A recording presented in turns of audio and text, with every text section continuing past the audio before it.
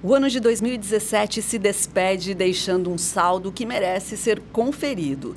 No cenário da política nacional, o combate à corrupção revelou novos fatos e envolvidos, como no caso da Operação Carne Fraca, que expôs esquemas fraudulentos envolvendo os maiores frigoríficos do país e representantes do governo Temer.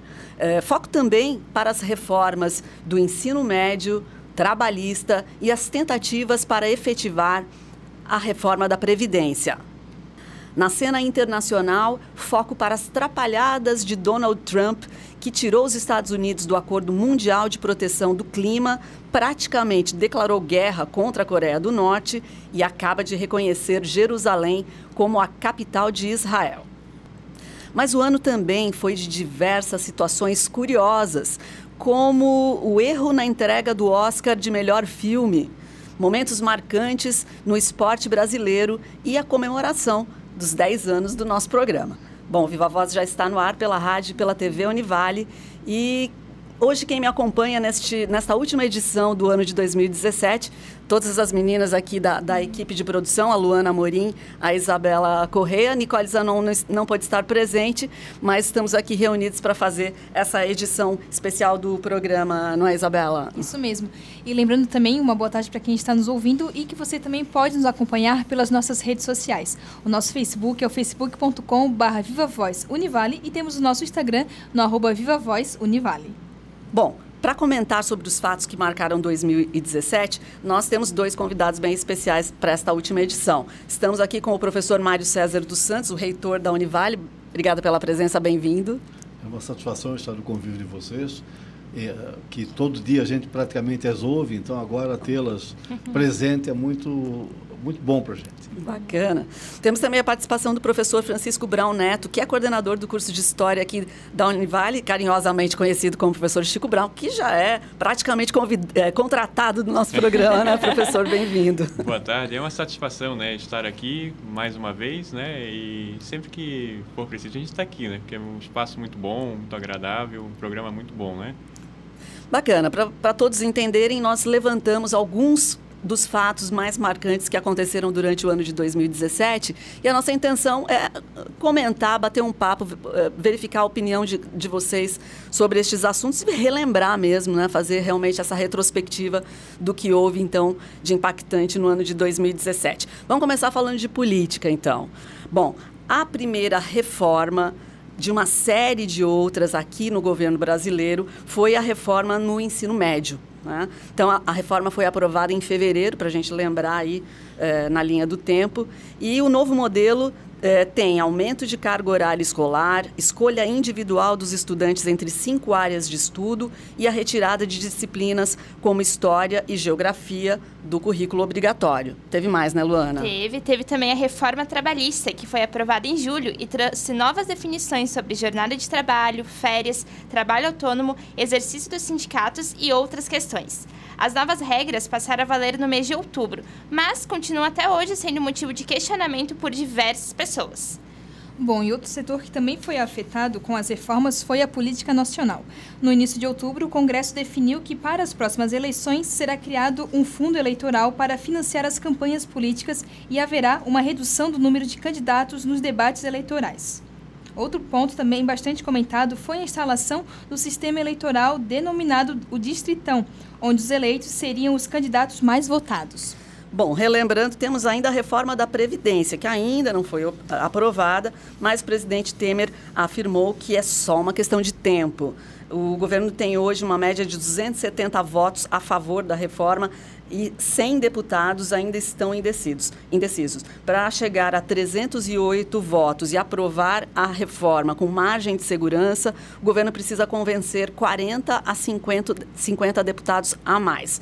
Não há previsão se a nova votação será feita ainda em 2017. Porém, o presidente Michel Temer vem pressionando o Congresso e o Senado para que ela seja aprovada o quanto antes. Digamos que este foi o pacote, o principal pacote de reformas que a gente teve aqui no Brasil, né? Professor, quer comentar? É um tema delicado, né? Sobretudo a reforma do ensino médio, né? Porque ela já veio com uma condição de medida provisória, né? Então, extinguindo um debate amplo que vinha acontecendo, até por coincidência a gente conversou sobre isso no momento, Verdade. né? Falando em retrospectiva. Isso aí. E com uma lei que, na realidade, no caso da história, da geografia, na redação do texto fica o dito pelo não dito, né? Porque ela não diz que não é obrigatório e não diz que é obrigatório, né? Diz dessa disciplina, mas, né, ficou uma coisa não muito bem explicitada, né, na lei. E um outro aspecto daí entra nessa condição mesmo que você, quando governa com medida provisória ou decreto-lei, né, aquilo que o H bem coloca é um estado de exceção em funcionamento, né? Ou seja, né, você tem um executivo se sobrepondo ao legislativo e se sobrepondo à sociedade, né? Então fica essa dificuldade de lidar com essas condições, né? Então, a reforma do ensino médio, ela traz mais dúvidas da forma como ela está do que uma solução, né? Porque você pode cair naquele problema que é você aumenta a carga horária, mas não muda a forma de fazer, né? Então, só aumentar a carga horária, mas a forma como se ensina no ensino médio, se você não propor uma mudança nessa estrutura, porque, por exemplo, muitas vezes no ensino de história, mas em qualquer disciplina, o que não houve mudança ainda? Muitas vezes o ensino médio é uma retrospectiva, aproveitando que hoje nós somos uma retrospectiva, uma retrospectiva de conteúdos que foram abordados no ensino fundamental. Então já é essa dificuldade. Então, se você vai ampliar uma carga horária para não mudar essa forma, né? Por quê? Porque quando os jovens chegam na graduação, eles sofrem um impacto, porque eles têm um conteúdo no ensino médio que não dialoga com a graduação, por exemplo, né? Então, o interessante é pensar, né, que é a questão dos itinerários, o itinerário que esse aluno vai escolher na formação, como que ele pode chegar a dar conta de futuramente ele estar em consonância com o que nós temos na graduação, por exemplo, né? Certo, professor Mário, eu gostaria de comentar algo sobre as reformas. Eu acho que seria oportuno lembrar que toda e qualquer reforma provoca sempre uma reação, porque tira muitas pessoas da área de conforto. Existe um autor, uma obra muito interessante, Ronald Dworkin, que ele diz: quando você muda a lei, mas não muda a cabeça das pessoas, não adianta mudar a lei. O ideal seria que, quando mudasse a lei, as pessoas passassem a ver a lei com novos olhos, com novo entendimento. E eu creio que isso também se dá tanto na reforma trabalhista quanto na reforma do ensino médio, né? Houveram, ao longo desse ano, inúmeros debates, inúmeras conversas. Eu creio que a sociedade evoluiu no sentido de conhecer essas variadas formas de encarar essas alterações. E, para deixar o professor Francisco com a ideia da reforma do ensino médio, eu vou para a reforma trabalhista.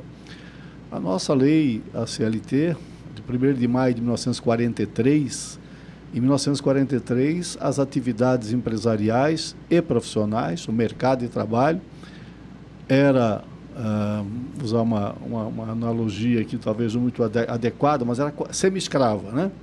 E hoje nós temos as relações extremamente modificadas, aprimoradas, e fica aquela condição de se dizer que a perda de direitos, e isso, em nome disso, talvez não se façam as mudanças.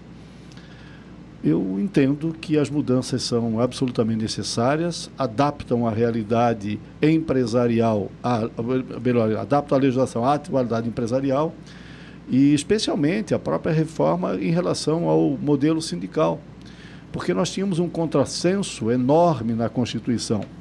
É livre a associação sindical, nos diz o artigo das Direitos e Garantias Fundamentais, é livre a associação sindical, mas é compulsória a sua contribuição. Então, eu posso ter a liberdade de me filiar, mas sou obrigado a contribuir. Então, me parece que tirar este volume de recursos dos sindicatos que não fazem nada, alguns, né, só dependem da verba da contribuição sindical para manter as suas estruturas, me parece muito oportuno, porque agora o sindicato vai ter que fazer com que, perante a sua categoria, mostrar a atividade, mostrar trabalho, dizer por que ele existe. E se ele existe, a categoria vai ter vontade de mantê-lo e contribuir. Se ele não faz nada pela categoria, não tem por que ele existir. Então, essas alterações, evidente, trazem modificações de uma estrutura arcaica que precisa se modernizar, e nós precisamos fazer com que a sociedade compreenda isso. Bacana. Inclusive, meninas, nós fizemos alguns debates bem interessantes com especialistas no assunto, professores da universidade, tratando dessas reformas, né? Com certeza. Eles falaram principalmente na questão da reforma da Previdência, que foi uma das maiores polêmicas, ainda é uma das maiores polêmicas do Brasil atualmente, que ainda está nessa questão de vai ser aprovada, não vai ser aprovada, e também a questão da reforma política, que tinha a ideia de fazer o distritão, agora não tem mais o distritão, mas agora foi criado esse Fundo Nacional. Então, as reformas, querendo ou não, vem para o bem ou vem para o mal, continuam gerando polêmicas mesmo após as suas aprovações. Isso aí. Bom, gente, eu queria aproveitar a presença aqui do professor Mário e falar sobre a Univale também, né? Porque em novembro a Fundação Universidade do Vale do Itajaí conquistou o título de terceira melhor organização para trabalhar, segundo o ranking das grandes empresas em Santa Catarina. O resultado foi divulgado pela revista Amanhã por meio de pesquisa realizada em parceria com a consultoria Great Place to Work. E no final de novembro, a Univale conquistou mais um mérito de melhor universidade não pública de Santa Catarina em avaliação do Ministério da Educação. Vamos comentar este fato bem positivo, né, Sem professor? dúvida. Isso é fruto do esforço, do trabalho da equipe, de toda a equipe, né? Que de maneira muito abnegada ao longo do ano, ao longo dos anos da história, tem dado à universidade um destaque dos seus ranqueamentos mais variados, quer do ponto de vista dos resultados acadêmicos, através dos mecanismos oficiais de MEC ou de rankings paralelos, né, que também destacam a universidade como guia do estudante, onde tivemos os cursos estrelados entre os melhores do país, quer do ponto de vista da própria atuação da universidade como empresa ou como gestora de negócios também, né? Nós somos, no ranking das 500 maiores do sul do país, a empresa 171 do sul do Brasil. Em Santa Catarina, nós somos a 37ª maior empresa pelo orçamento. E isso é avaliado a PricewaterhouseCoopers, que é uma empresa de auditoria presente em 157 países e também em colaboração com a revista Amanhã. E no segmento da educação, a Univale é a 4ª na região sul, a 1ª em Santa Catarina, pelos resultados de balanço. Nós somos a 27ª empresa em melhor patrimônio líquido de Santa Catarina. Então, nós temos uma série de rankings, se você analisar do aspecto econômico, institucional, se você analisar do aspecto acadêmico, enfim, em qualquer das óticas que nós possamos encarar a Univale, nós, por certo, pelo esforço da equipe, da dedicação de todos, nós temos excelentes resultados a comemorar. Bacana, né? Participar disso, né, professor Chico? Isso é uma honra para a gente, né? Porque tu fez a pergunta, né? O professor Mário estava comentando e eu estava lembrando, porque né, a historiador tem isso, né? No final a gente tem uma memória, né? Porque a vivência que eu tenho com a Univale, por exemplo, remete à minha infância, né? Porque eu morei aqui no final da Uruguai na infância, então a gente vinha para a Univale quando era criança e eu lembro muito bem da FEPEV, né? Eu fui aluno do CAF, então tem essa história que nos acompanha, então a gente vê toda essa trajetória. Os interlocutores são muito jovens, Francisco, para nós falar disso. Não. Mas a gente tem toda essa trajetória, porque a gente vinha né, para cá brincar. A gente vinha subir o Morro da Cruz, mas não pela estrada, aqui pelo lado, né? Então a gente entrava pela Univale para pegar o canto aqui e subir. Então, isso na infância. Então, a Univale sempre foi muito próxima, né? Ela está muito próxima da comunidade. Então, todos esses números que o professor Mário colocou é resultado de toda essa trajetória da universidade aqui em Itajaí, na região, né? Porque a Univale sempre atendeu a região, sim, né? Memória minha de infância é eu vindo com meu pai do trabalho, por exemplo, à noite, e a gente já pegando o começo dos anos 80, trânsito na Uruguai, porque né, os ônibus estacionavam aqui na frente, então né, a gente já tinha essa... Legal. Mas porque a Univale já tinha essa representatividade né, local, regional, né, então esses números são presentes. Né? Muito bacana. Acho que toda a comunidade da região tem um sentimento em relação à universidade, né? Tem algo de pessoal com ela, né? Isso acho que é muito bacana. Bacana. Vamos continuar, Luana? Vamos para a internacional? Vamos para a internacional. Agora a gente vai falar um pouco então sobre Trump, enfim, primeiro ano do Trump no poder. E os Estados Unidos então viraram alvo dos olhares de líderes do mundo inteiro, já que esse foi o primeiro ano do presidente Trump no poder do país. Um dos fatos que mais abalaram o cenário internacional nos últimos dias, principalmente, foi a decisão do presidente reconhecer Jerusalém como a capital de Israel, que provocou uma onda de protestos pela faixa de Gaza e a Cisjordânia. Entidades como a União Europeia e o Vaticano temem que a decisão enfraqueça os acordos de paz na região. Trump também outra coisa também envolvendo o governo dos Estados Unidos foi as inúmeras ameaças contra a Coreia do Norte. No começo de dezembro, os norte-americanos testaram caças invisíveis difíceis de serem detectados por radares. Já os norte-coreanos testaram a bomba H, mais potente que as bombas nucleares convencionais e que pode ser instalada em mísseis intercontinentais. Outro fato que levantou debates no ano de 2017 foi o referendo que ocorreu no dia 1º de outubro, em que declarava a Catalunha independente da Espanha, uma das regiões mais prósperas do país. O fato gerou diversos conflitos no país e o governo espanhol já se declarou contra essa emancipação e está tentando de todas as formas anular essa decisão. Gente, olhando para esse pacote, é de arrepiar, né, professor Chico? É um pacote, né, digamos assim, bastante espinhoso, né? Parece um pacotinho cheio de escorpião, ninguém quer colocar a mão. É verdade. O que dizer sobre tudo isso, né? É um movimento, né? Porque, assim, Trump, no caso, ele tem... Bom, ele parece que ainda se vê no programa que ele tinha, né? Ele tá no show já. Ele não entendeu que tem um Estado ali, que ele tem que se condicionar a algumas condições do Estado, sobretudo as condições diplomáticas, né? Então ele sai dando declaração, depois os diplomatas saem apagando incêndio, né? É o que geralmente tem acontecido. Então, assim, por exemplo, né, Coreia do Norte é uma condição que envolve China, por exemplo, né? Então, isso não é uma condição que eu vou lá e vou invadir, vou fazer tal coisa, porque tem muita propaganda midiática aí, né? Porque você tem China, e a China é um país que envolve muito os Estados Unidos, porque é o maior comprador dos títulos da dívida pública, né?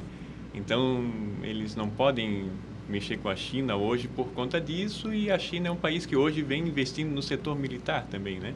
Então, a gente vê aqui uma conformação de forças políticas que vem se estabelecendo, porque a China já é o maior produtor industrial do mundo, agora ela vem se preparando militarmente também para ocupar esse espaço geopolítico, né?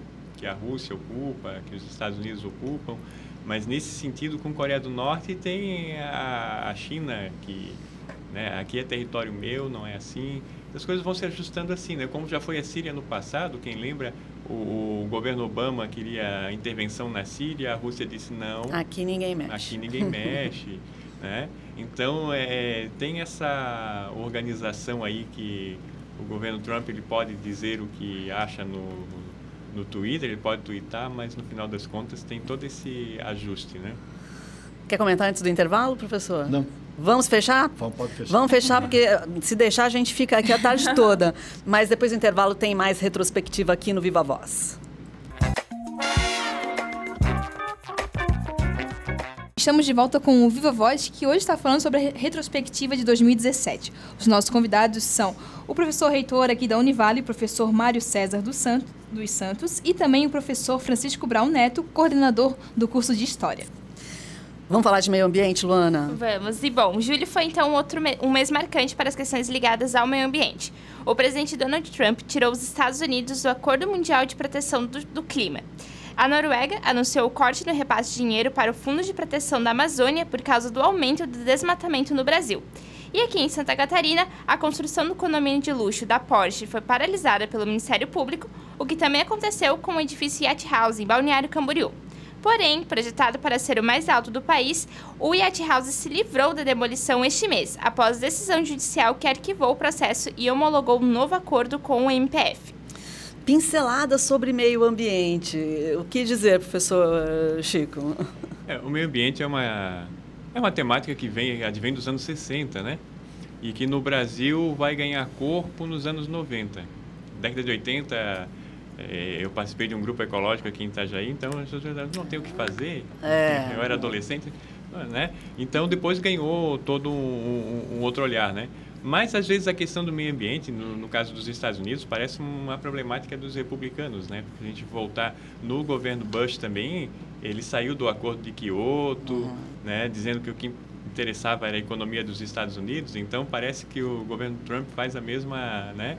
Onde o governo dos democratas tem uma aproximação mais com essa questão, né? Até o próprio Bill Clinton, com a questão do aquecimento global. Então, isso é uma pauta dos democratas que parece que para os republicanos não é uma pauta ainda, né, até esse momento. Então, a gente consegue observar isso olhando esses pontos de vista da política interna dos Estados Unidos, né?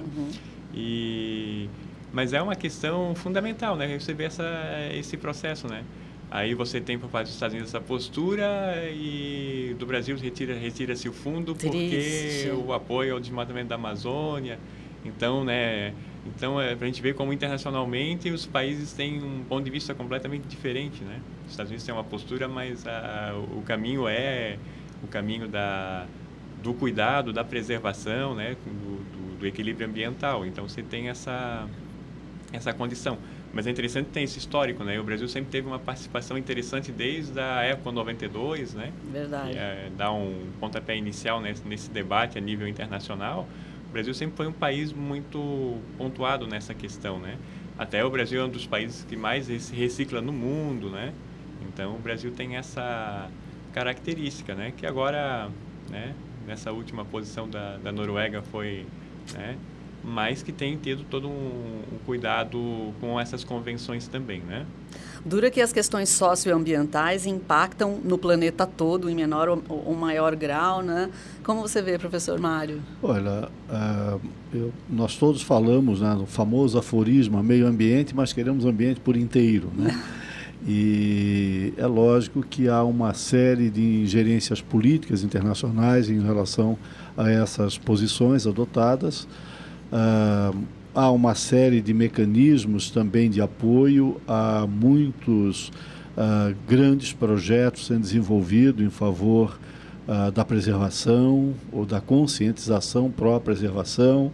A própria universidade faz um dos maiores trabalhos do sul do país e talvez do Brasil de preservação ambiental, quando nós fizemos o monitoramento das praias da Bacia de Santos, chamada, né, desde Ubatuba, São Paulo até Laguna Santa Catarina, um dos maiores projetos, exatamente para ver se a ampliação de exploração de petróleo e gás da Bacia de Santos e do pré-sal tem alguma influência negativa na vida dos animais, aves e mamíferos marinhos dessa região.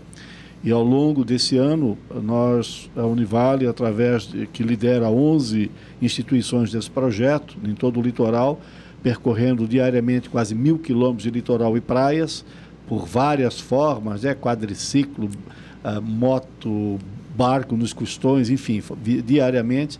Já recolhemos mais de 35 mil animais, pelo menos 10% deles vivos. Já recuperamos, através das estações de estabilização dos animais, e já devolvemos à natureza um número considerável. O trabalho é um trabalho belíssimo, feito por uma equipe de mais de 400 pessoas ao longo desse litoral. E é um trabalho dentro dessas coisas do meio ambiente que nós precisamos também socializar do ponto de vista de ser algo positivo que está sendo feito, graças à exigência que o próprio IBAMA impôs à Petrobras para que a ampliação da exploração tivesse um condicionante ambiental, que era essa análise. E a Univale tem construído, inclusive, unidades de estabilização, já entregamos 3 delas, uma em Laguna, que foi entregue ao DESC, outra em São Francisco, que foi entregue à Univille, e a nossa, da Penha, que nós gerimos aquela unidade de estabilização. Temos nos próximos dias a entrega de uma em Florianópolis, para a RT, vamos ter uma no Pontal do Paraná, para a Universidade Federal do Paraná, e mais 5 no litoral de São Paulo. Então, um grande trabalho dessa consciência cada vez mais crescente em favor das questões do meio ambiente. Que bacana esse projeto, né? Sensacional. Bom, vamos falar de esporte. Acho que eu vou pedir para a Isabela puxar para a gente. Fala, Isabela. Vamos falar então sobre futebol em 2017. Os times brasileiros se destacaram no cenário internacional. O Grêmio conquistou o tricampeonato da Libertadores da América e já está disputando um Mundial de Clubes, que é o mais importante campeonato entre os times de todo o mundo. Você percebeu a alegria, né? Alegria. Bom, o Flamengo disputou a Sul-Americana, também marcou presença, e no Brasileirão, o Corinthians dominou o campeonato. O time paulista conquistou, em novembro, o 7º título da competição. Nos campeonatos estaduais, destaque para a Chapecoense, que conquistou pela 6ª vez o Campeonato Catarinense, além de estrear também pela primeira vez na Libertadores da América. Lembrando que nesse ano, no dia 29, completou 1 ano dessa tragédia com o avião do time. Esse é o lado triste, né? O final da história, porque as famílias que foram impactadas pela tragédia ainda estão aí buscando recursos e indenizações e tudo mais. Mas não vamos falar do lado triste do esporte, vamos falar do lado feliz? Professora Lisa, é Timão? Ou a Lisa que Pois tem origem é. lá no Timão? Claro que sim, né? Mas não era para revelar publicamente, mas tudo bem, agora já foi. Eu creio que o esporte, aqui destacado apenas no aspecto futebol, ele, sem dúvida, atrai ainda muita atenção de todo o público brasileiro, e não só brasileiro, mas especialmente brasileiro. Dispensar que dias desses recebi uma informação de que, inclusive, o nosso banco parceiro, o Banco Santander, deixa de investir na Fórmula 1 e passa a ser investidor na Champions League. Vai deixar de ter o patrocínio de uma escuderia para patrocinar um clube de futebol. Então, eu creio que o esporte, nas suas mais variadas formas, ele movimenta não só uma grande atenção, mas também um investimento considerável, né? Às vezes até exagerado do ponto de vista da realidade das economias dos países e das pessoas, especialmente, né? Verdade. Mas o desempenho dos clubes brasileiros, sem dúvida, neste ano é destacado. Professor Chico, qual a sua relação com os esportes? Não, com o futebol, sim, sobretudo local, né? É verdade, Então, imagina, ícone do Marcílio. Arquibancada, sócio-torcedor, né? Porque a gente tem que prestigiar o nosso lugar também. Mas no Brasil, o futebol é essa paixão, né? Transcende qualquer lógica de racionalidade nesse sentido, porque é, sobretudo, um elemento de paixão, né? E que no século XX vai estar ligado com os veículos de comunicação, né? Sobretudo o rádio vai fazer o futebol no Brasil, né? O rádio e o cinema com o Canal 100, né? Que vão tornar Flamengo, esses clubes, instituições nacionais, né? A princípio. E tanto que até a gente comentava isso semana passada, né? Aqui na nossa região, por exemplo, no litoral, o que vai chegar com a Rádio Nacional é o Vasco e Flamengo, né? Sobretudo, que é a maior parte dos torcedores. Tem meia dúzia de botafoguenses, Chico. Botafoguense e santista, exatamente por conta desse período nos anos 60. E aí é interessante que o futebol de São Paulo começa a popularizar aqui nos anos 90 com a ascensão do Campeonato Paulista, né? Quando o São Paulo conquistou o título mundial, enfim, né? Então você tem esse movimento, né? Presente. Aí começou a aparecer palmeirense, São Paulino, corintiano já tinha também, mas era mais Santos e Corinthians, assim, os torcedores aqui da região. Assim, de São Paulo, né? Ah, São Paulo. Majoritariamente Entendi. Vasco e Flamengo. Na minha rua, Claro. na infância, era né? briga todo final de Guanabara. Interessante, né, essa visão da história. Do campeonato, famoso campeonato Rio-São Paulo, né? O Rio-São Paulo também. Bacana. Muito legal. Pessoal, a gente tem milhares de temas interessantes que a gente gostaria de debater aqui com vocês e com os nossos ouvintes e telespectadores, mas a gente não vai ter tempo para tudo isso. Mas, dando uma passada geral, a gente teve situações interessantes e difíceis, como as denúncias de assédio que começaram lá em Hollywood e se espalharam pelo mundo afora. Eu acho que é um ponto marcante que a gente pode mencionar. Temos também diversas situações envolvendo segurança pública, inclusive um fato aqui na cidade, nas proximidades da universidade, que foi bem marcante para a gente. Teve os casos de suicídio que aumentaram muito, vinculados àquela série 13 Reasons Why, que deixou muita gente apreensiva, não sei se prestar atenção nesse tema. Teve cura gay, teve ataques de hackers pelo mundo afora. Que mais, meninas? Muita Teve coisa. Operação Carne Fraca, delação da JBS também, que foi... Lógico. Marcou bastante. Teve também o erro no Oscar, no comecinho do ano, que Verdade. foi bem polêmico. Tivemos a exposição do Queer Museu, bem polêmico, em questão de liberdade de expressão, até onde há um limite, o racismo que voltou muito forte nesse ano, infelizmente. Até em cidades como Blumenau, com cartazes nazistas, enfim. Um problema que está se tornando próximo aqui ao nosso, né? Verdade. Eu vou deixar aberto agora para os nossos convidados relatarem aí o que merece ser mencionado aqui na nossa retrospectiva, professor Mário. Vamos fazer uma pauta positiva, então? Opa, maravilhoso.